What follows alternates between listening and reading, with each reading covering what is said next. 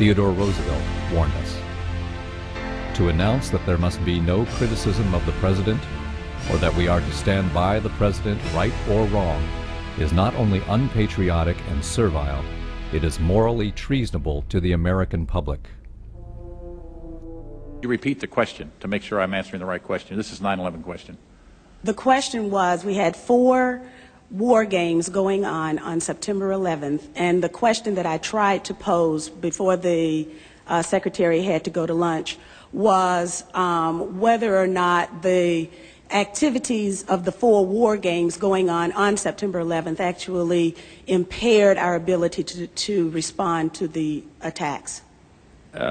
The answer to the question is no, did not impair our response. In fact, General Eberhart, who was then the commander of North American Aerospace Defense Command, as he testified in front of the 9/11 Commission, I believe he told them that it enhanced our ability to respond, given that NORAD didn't have the overall responsibility for responding to the attacks today. That was an FAA responsibility. We're going to take a closer look tonight at another example of where, despite the conventional wisdom, there were people in the United States who actually were preparing to defend against the kind of attacks which occurred here on 9/11. The North American Aerospace Defense Command, NORAD for short, has been defending the skies over the U.S. and Canada for almost 50 years, 46 to be precise. USA Today reports that in the 2 years before the attacks on September the 11th, NORAD conducted exercises using hijacked airliners as weapons. And one target was the World Trade Center. We knew he hated us, but there was nobody in our government, at least, and I don't think the prior government, that could envision flying airplanes into buildings on such a massive scale. But that turns out not to be true. U.S. military planners did envision and practice those very scenarios. As reported by USA Today, the North American Aerospace Defense Command, NORAD, conducted exercises with fighter jets, simulating hijacked planes flown into the World Trade Center in the 2 years before the attacks. And so then I saw Condoleezza Rice get up on TV and say, we had never thought, we had never heard. Why, that's a ridiculous conspiracy theory to say that. Pentagon planners also envisioned the attack on the Pentagon 5 months before it happened. President Bush was told in August that Osama bin Laden might be planning an attack involving the hijacking of U.S. aircraft.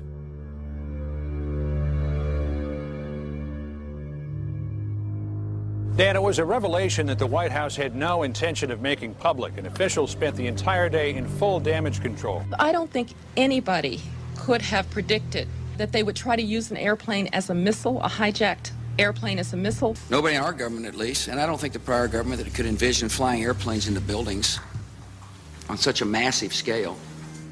4x4 instead of popping out. It was if they had detonated.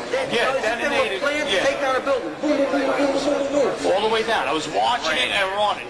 Focus on billionaire Larry Silverstein, who Loose Change says entered a $3.2 billion 99-year lease 6 weeks before 9/11. Included in the lease is a $3.5 billion insurance policy, specifically covering acts of terrorism. He actually admits that they pulled World Trade Center Building 7. Pull is a demolition term.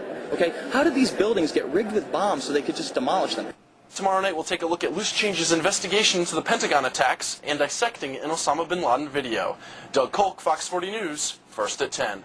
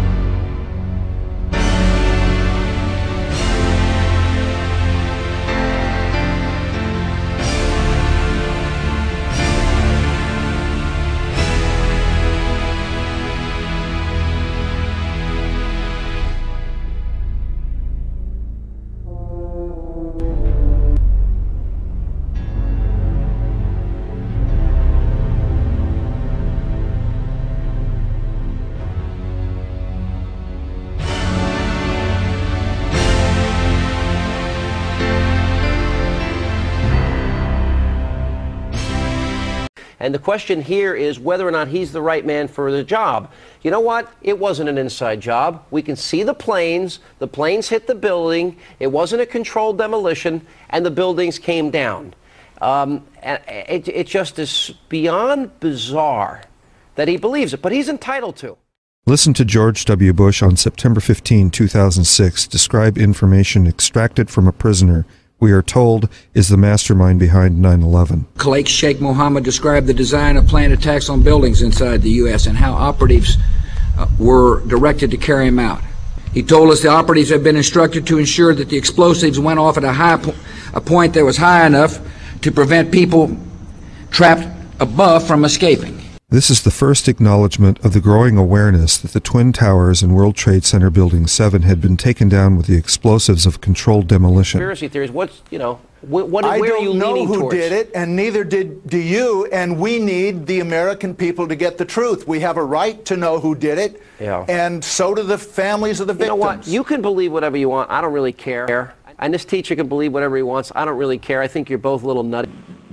There is a chance for the President of the United States to use this disaster to carry out what his father, a phrase his father used, I think, only once, and hasn't been used since, and that is a new world order.